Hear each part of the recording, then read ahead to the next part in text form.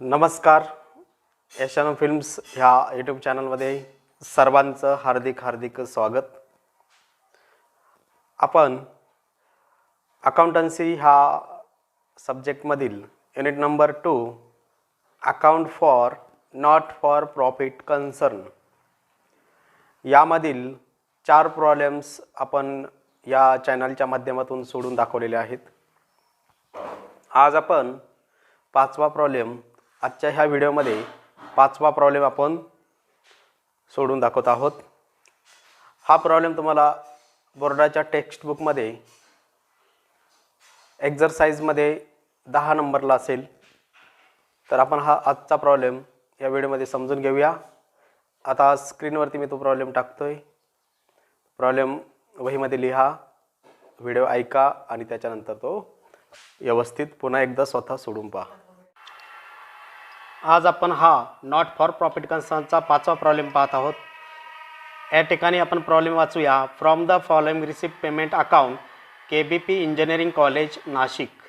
KBP engineering college म्हणजे कॉलेजचा हा प्रॉब्लेम आहे आणि आपल्याला यापासून इन्कम एक्सपेंडिचर आणि बॅलन्स शीट करायचं आहे. या ठिकाणी इन्कम एक्सपेंडिचर आणि बॅलन्स शीट करायचं सांगितलं आहे.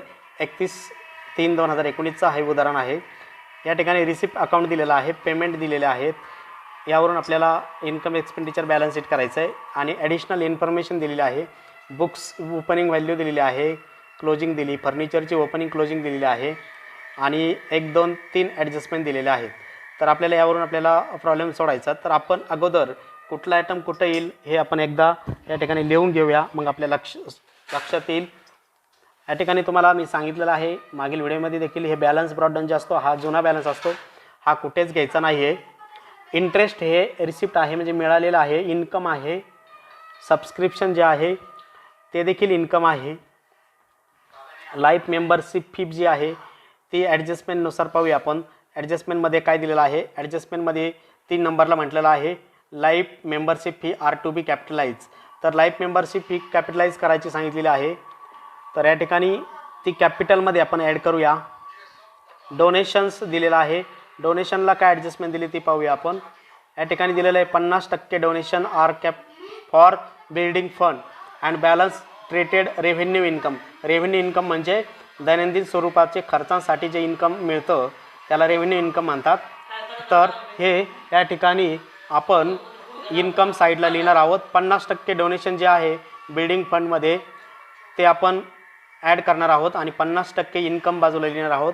म्हणजे 50%ची अर्धी रक्कम इन्कमला लिहिणार आहोत आणि अर्धी रक्कम आपण कॅपिटलला लिहिणार आहोत. तर पुढे आहे ट्यूशन फी. ट्यूशन फीबद्दल ॲडजस्टमेंट पाहूया. ट्यूशन फीबद्दल कुठली ॲडजस्टमेंट नाही म्हणून आपण ट्यूशन फी इन्कमला घेऊया. त्यानंतर टर्न फी आहे ती देखील इन्कमला घेऊया. सनरीन्स रिसिप्ट आहे इन्कमला घेऊया. ॲडमिशन फी रेव्हेन्यू म्हटलं आहे, रेव्हेन्यू म्हणजेच इन्कम साईडला घ्यायचं आहे. तर हे पेमेंट बाजूला पाहूया. पेमेंट बाजूला सॅलरीज टू स्टाफ दिलं आहे, हा एक्सपेंडिचर आहे. इलेक्ट्रिसिटी चार्जेस एक्सपेंडिचर आहे. बुक्स ही ॲसेट आहे. फर्निचर ॲसेट आहे. स्टेशनरी एक्सपेंडिचर आहे. फिक्स डिपॉझिट ही ॲसेट आहे आणि बॅलन्स जे आहेत हे दोन्ही पण ह्या करंट इयरच्या ॲसेट आहेत. कॅश बॅलन्स आणि कॅश ॲट बँक. अशा पद्धतीने आपल्याला ते इन्कम एक्सपेंडिचर आणि बॅलन्स शीटला घ्यायचं आहे. खाली दिलेली जी इन्फॉर्मेशन आहे आपण प्रॉब्लेम सोडत असताना ती पाहूया. या ठिकाणी डोनेशनला ॲडजस्टमेंट आहे, सबस्क्रिप्शनला आहे, लाईफ मेंबरशिप फीला आहे.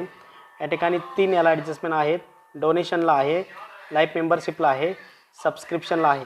प्रॉब्लेम सोडत असताना आपण त्या ॲडजस्टमेंटचा विचार करूया.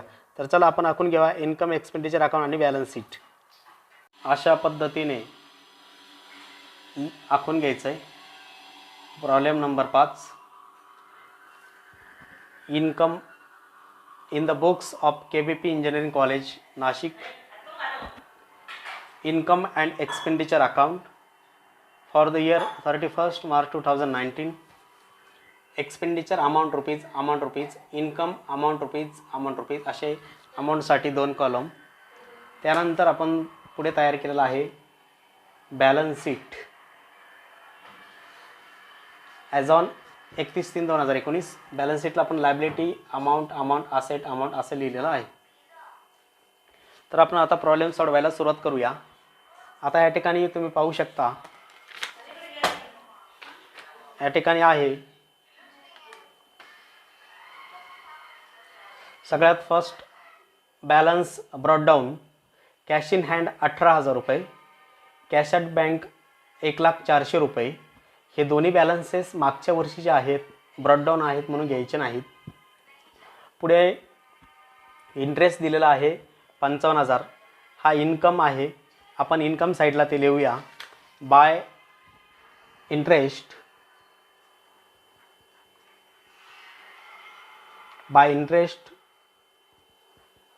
55,000 रुपये अशी आपण इन्कमला त्याची एंट्री केलेली आहे. त्यानंतर पुढे पाहूया. पुढे दिलेलं आहे सबस्क्रिप्शन 28,300. इन्कमला लिहायचं आहे. या ठिकाणी स्टार आहे. आपण ॲडजस्टमेंट असल्यामुळं ते इनरला लिहूया अगोदर. बाय सबस्क्रिप्शन 28,300 असे आपण इनरला लिहिलेलं आहे. आता या ठिकाणी ॲडजस्टमेंट पाहूया आपण. त्याची ॲडजस्टमेंट आहे 2 नंबरला आउटस्टँडिंग सबस्क्रिप्शन 5,300. या ठिकाणी कुठं ॲडजस्टमेंट आहे का पाहूया. नाही आहे. आउटस्टँडिंग आहेत, ॲड करायचे आहेत. आउटस्टँडिंग आपण ॲड करत असतो कधी पण. ॲड आउटस्टँडिंग सबस्क्रिप्शन 5,300 रुपये. ॲडजस्टमेंट नाहीत आणखी म्हणून आपण त्याची बेरीज करून आउटर कॉलमला लिहूया. 300 आणि 300 600, 8 आणि 5 13 म्हणजे 1 हातचा आला 3,036. 33,600 त्याची बेरीज येते. 28 आणि 5 33 आणि 300 आणि 300 600 म्हणजे 33,600 रुपये आउटरला आलेले आहेत. आता याचा सेकंड इफेक्ट द्यावा लागेल ॲडजस्टमेंटचा. हे आउटस्टँडिंग आहे, हे इन्कम आहे. आउटस्टँडिंग आहे म्हणजे मिळणार आहेत, म्हणजे हे येणं आहे. देणं म्हणजे लायबिलिटी, येणं म्हणजे ॲसेट म्हणून आपण ते ॲसेट बाजूला मांडूया. आउटस्टँडिंग सबस्क्रिप्शन 5,300 रुपये आपण हे ॲसेट साईडला लिहिलेले आहेत. आता सबस्क्रिप्शनचं ॲडजस्टमेंटही झाली, सबस्क्रिप्शनची ॲडजस्टमेंट झाली आणि तो आयटम पण लिहून झाला. या ठिकाणी सबस्क्रिप्शन झालं, सबस्क्रिप्शनची ॲडजस्टमेंट झाली. आता पुढला आयटम पाहूया. पुढे दिलेला आहे या ठिकाणी तुम्ही पाहू शकता सबस्क्रिप्शन नंतर दिलेलं आहे लाईफ मेंबरशिप फी सी म्हटलं आहे. ॲडजस्टमेंटमध्ये काय दिलं आहे पाहूया. Life membership are to be capitalize म्हटलं आहे, म्हणजे पूर्ण रक्कम कॅपिटलमध्ये ॲड करायला सांगितली आहे. 25,000 रुपये आहे. लाईफ मेंबरशिप ही कॅपिटलाइज करा म्हणजे कॅपिटलमध्ये ॲड करा. तर कॅपिटल फंड घ्यावा लागेल आधी. या ठिकाणी कॅपिटल फंड दिलेला आहे 9,47,400. तो आपण लिहूया लायबिलिटीला. या ठिकाणी सगळ्यात अगोदर लिहूया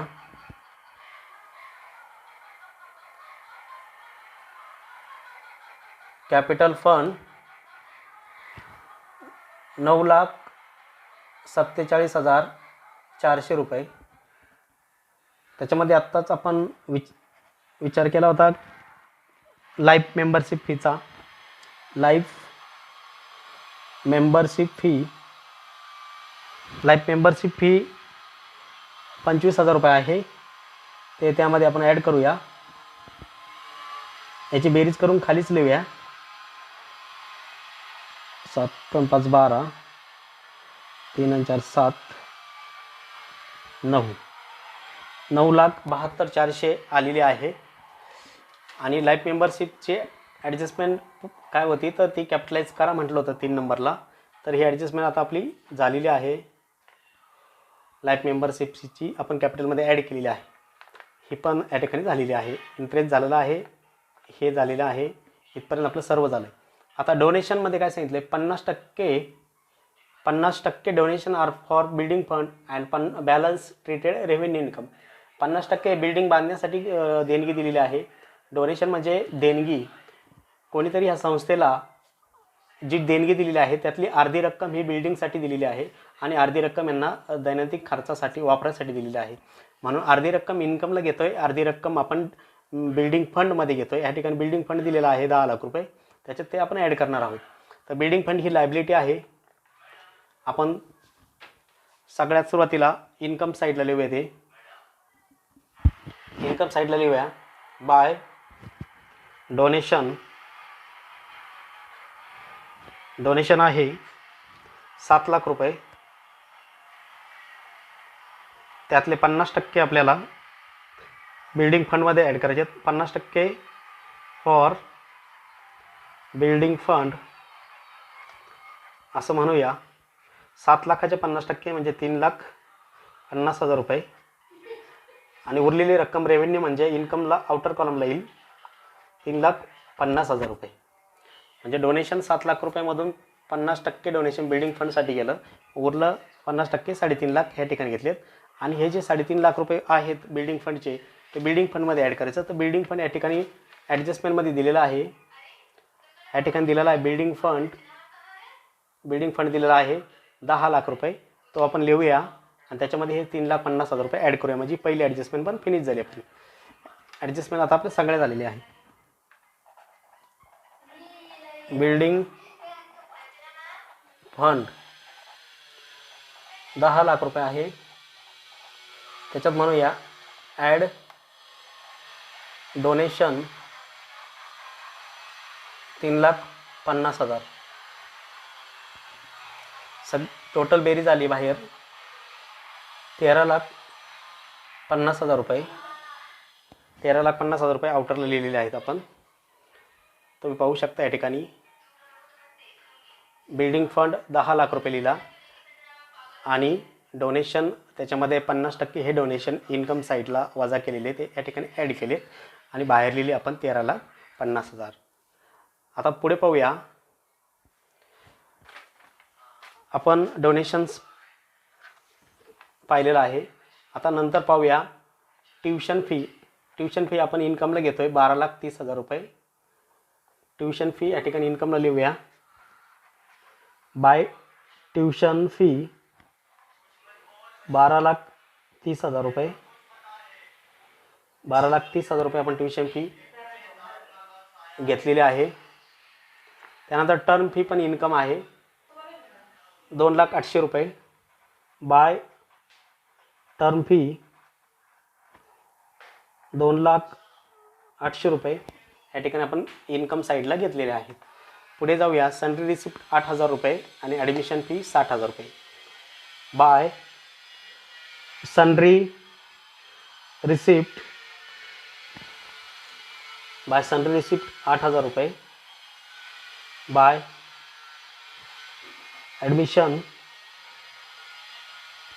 फी 60,000 रुपये.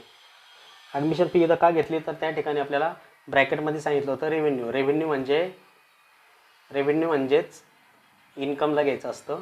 रेव्हेन्यू एक्सपेन्सेस आणि इन्कम हे सगळे इन्कम एक्सपेंडिचरला असतात म्हणून आपण ते इन्कमला घेतलं आहे. आता ही टोटल जी बाजू आहे रिसिप्टची ती पूर्ण आपण कंप्लीट केलेली आहे. आता फक्त आपण एक्सपेंडिचर बाजू पाहूया. Salary to staff 11,70,000, electricity charges 55,000 आणि स्टेशनरी 21,850. हे 3 एक्सपेंडिचर आहेत ते आपण एक्सपेंडिचर साईडला लिहूया. तत्पूर्वी त्याला ॲडजस्टमेंट आहेत का पाहूया. तर तशी कुठल्याही प्रकारची ॲडजस्टमेंट एक्सपेंडिचरला नाही.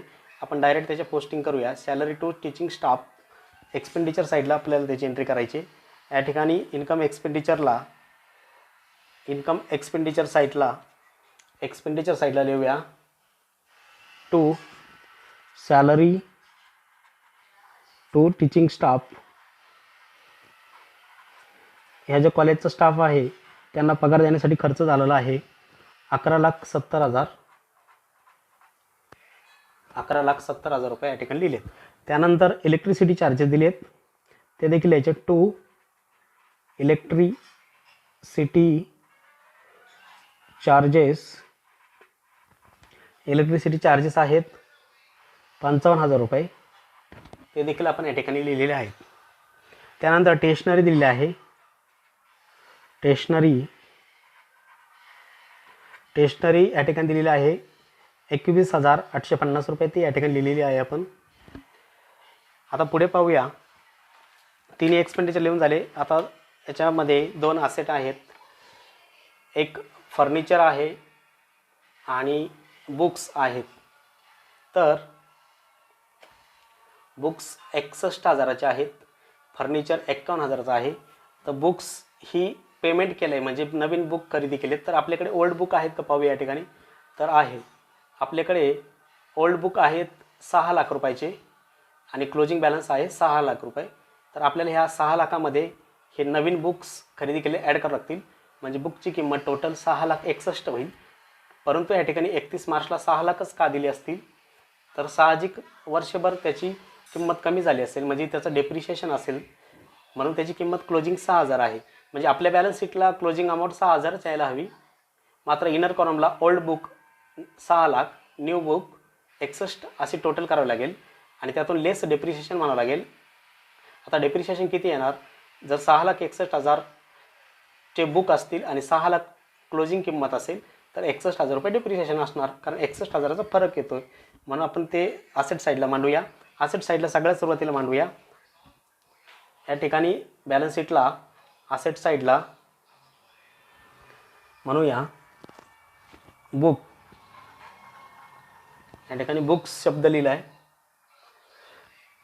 आता ओल्ड किंमत लिहायची, म्हणजे खाली ॲडजस्टमेंटमध्ये दिलेली चार्टमध्ये लिहिलेली 6 लाख रुपये या ठिकाणी मांडलेले आपण 6 लाख.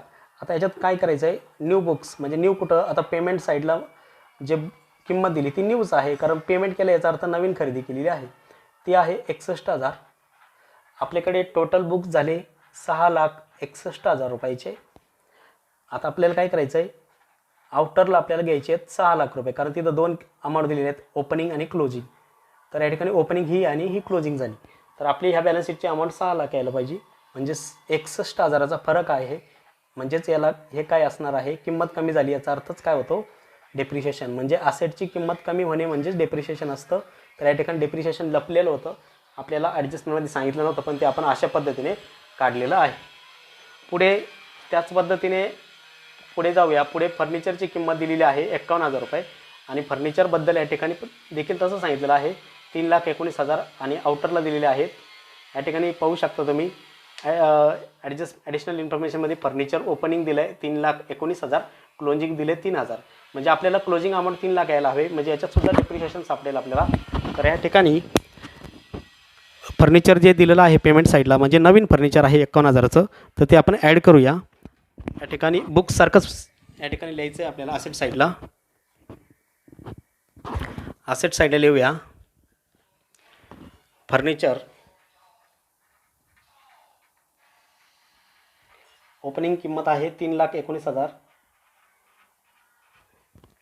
आता आपण ॲड काय केलं आहे, ॲड न्यू फर्निचर करूया. जे पेमेंट बाजूला आहे ॲड न्यू फर्निचर 51,000 रुपये दिलं आहे.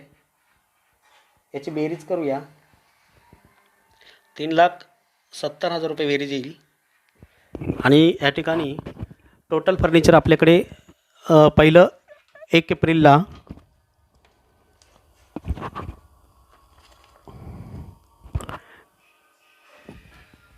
रोजी आपल्याकडे फर्निचर होतं, आपल्याकडे फर्निचर 3,19,000 होतं. नवीन खरेदी केलेली आहे 51,000, त्यांची बेरीज केली, या ठिकाणी 3,70,000 रुपये आली. आता आपल्याला काय करायचं आहे की या ठिकाणी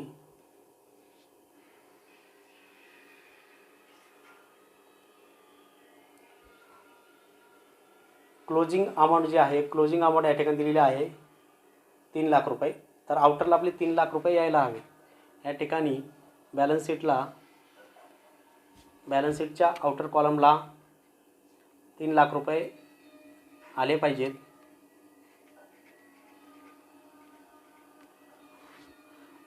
आपल्याकडे टोटल फर्निचर आहे 3,70,000चं आणि त्याची किंमत क्लोजिंग 3 लाख आहे.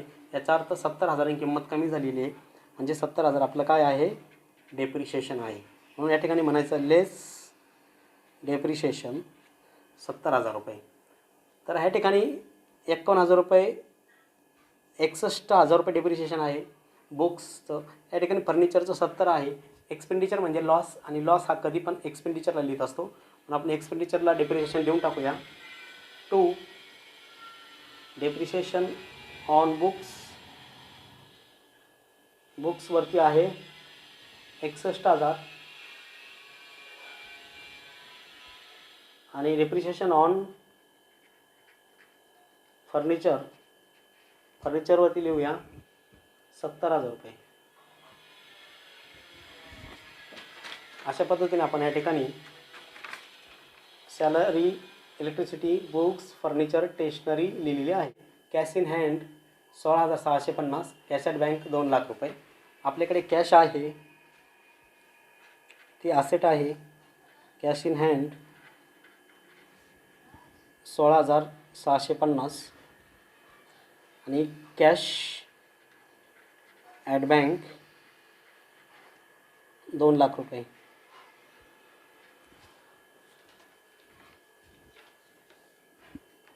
तर cash in hand 16,650, cash at bank 2 lakh रुपये, फिक्स डिपॉझिट 8,50,000. ह्या तिन्ही asset, furniture asset, book asset हे सर्व एंट्री आपल्या या ठिकाणची झालेल्या आहेत. आता खाली काही शिल्लक राहिले का पाहूया. बुक्सची एंट्री आपण आत्ताच केलेली आहे, फर्निचरची केलेली आहे, बिल्डिंग फंडची केलेली आहे, फिक्स डिपॉझिट्स. आता या ठिकाणी फिक्स डिपॉझिटची ॲडजस्टमेंट आहे. ओपनिंग फिक्स डिपॉझिट आहे 9,50,000 रुपये आणि न्यू फिक्स डिपॉझिट आहे 8,50,000 रुपये. तर हे दोन्ही आपल्याला एकत्र लिहिता येतील. या ठिकाणी ओपनिंग 9,50,000 आणि क्लोजिंग फिक्स डिपॉझिट आहे 8,50,000. तर या ठिकाणी आपण फिक्स डिपॉझिटची रक्कम या ठिकाणी सिंगल लिहिली होती, ती आपण खोडून टाकूया, कारण ॲडजस्टमेंटमध्ये पण दिलेली आहे, ती चुकून पाहण्यात आलेली नाही, म्हणून आपण हे खोडून परत लिहूया. Fix deposit 8,50,000 add new fix deposit. हे न्यू आहे, हे ओपनिंग आहे. तर या ठिकाणी लिहूया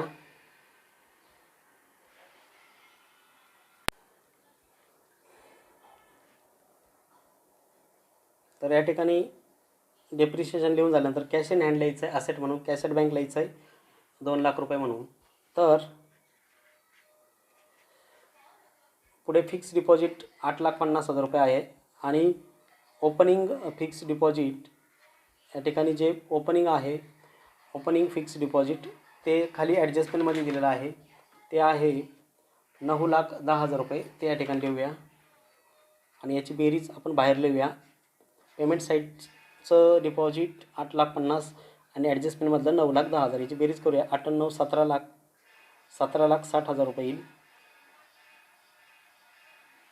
17,60,000 रुपये टोटल फिक्स डिपॉझिट झालं.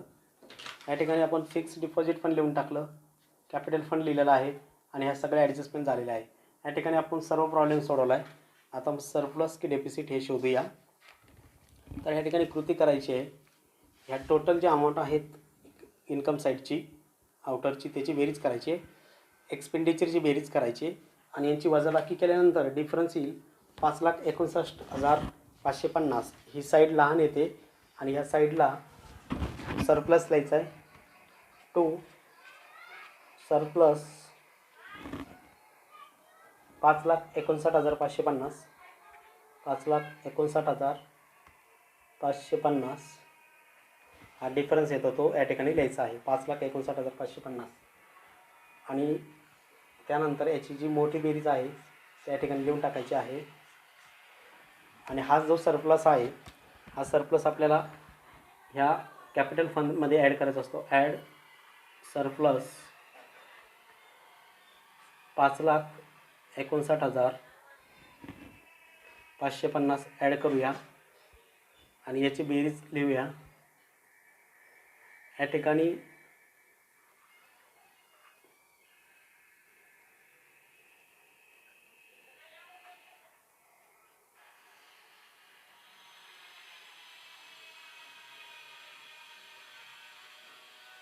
$15,00,000 कॅपिटल फंडचे फायनल अमाऊंट मी खाली लिहितो आहे.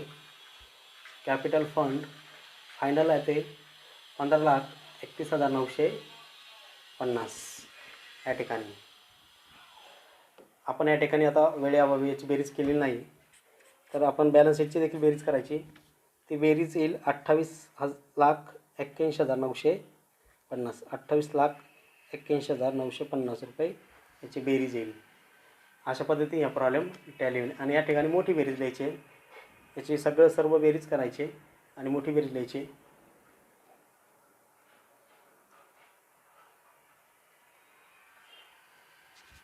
त्या ठिकाणी मी आता बेरीज केलेली आहे.